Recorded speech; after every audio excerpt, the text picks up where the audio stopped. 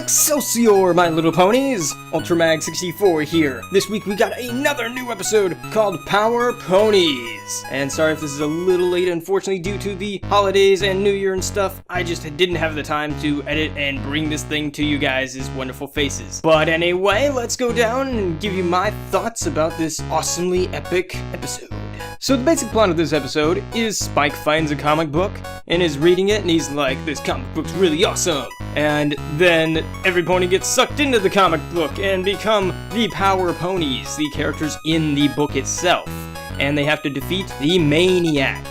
No, that is not a bad pun, that is her actual name. This episode is a Spike episode. It is centered around Spike and his development, and I love it. It actually tackles the issue of him feeling like, well, to put it in comic book terms, a sidekick. Now, actually, I've dealt with this problem a lot throughout my life, and to see it touched on this episode with Spike actually kind of made me feel good. I liked how they did it, and it wasn't a bad episode. Unfortunately, I do have some problems with this episode, and I'll get to those in a sec. However, I do want to mention that pretty much everything in this episode is a comic book reference.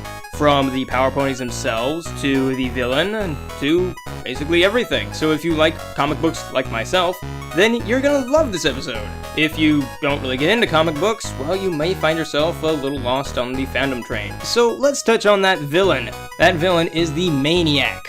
Her power comes from her mane, which drove her crazy and insane when she fell into a vat of shampoo. No, I'm not making that up.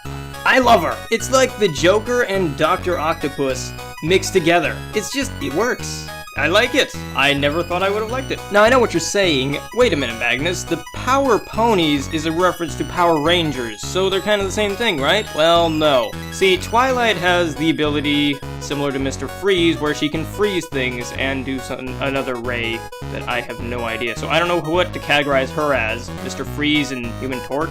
I don't know. Applejack is a reference to Wonder Woman, where she has a magic lasso that basically does what she wants it to, just by thinking about it. Fluttershy is obviously the Hulk, because that makes sense. Rarity is basically the Green Lantern, making teapots and cages appear out of nowhere. And Rainbow Dash is Storm, making storms and lightning bolts strike wherever she pleases. And then there's Pinkie Pie, who is the Flash, which I felt was kinda awesome. Now, a lot of people have the same problem where, okay, these powers, they're kind of stuff the main six can already do. And I can agree with you on that. However, I feel like this is a little different. It kind of enhances them and makes them, it really plays up the role of Spike, you're kinda don't have any powers, man, and you kinda get in the way a little bit, which overall I feel is better for the lesson. Alright, so I bet you're wondering, okay, what did you have wrong with this episode? Well, the one thing I have that sticks out to me the most is Spike isn't really as helpful as he could be in this episode. The thing is, Spike has read this comic book,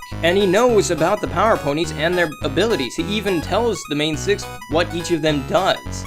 Unfortunately, that's as far as it goes. He doesn't teach them how to use their powers, they just kind of figure it out on their own. And I feel like that would have been a better way to portray this lesson, is Spike actually showing them how to control their powers, how to use them to their best abilities, and just basically becoming the leader in this episode. That doesn't happen. But that's honestly pretty much all I have wrong with this episode. Overall, I feel like if you love comic books as much as I do, or are into comic books and know about comic book culture and stuff like that, you will enjoy this episode a lot more than, say, a normal person who doesn't like comic books. But anyway, guys, I'm Ultramag64. Stay brony, my ponies, and as always, happy gaming.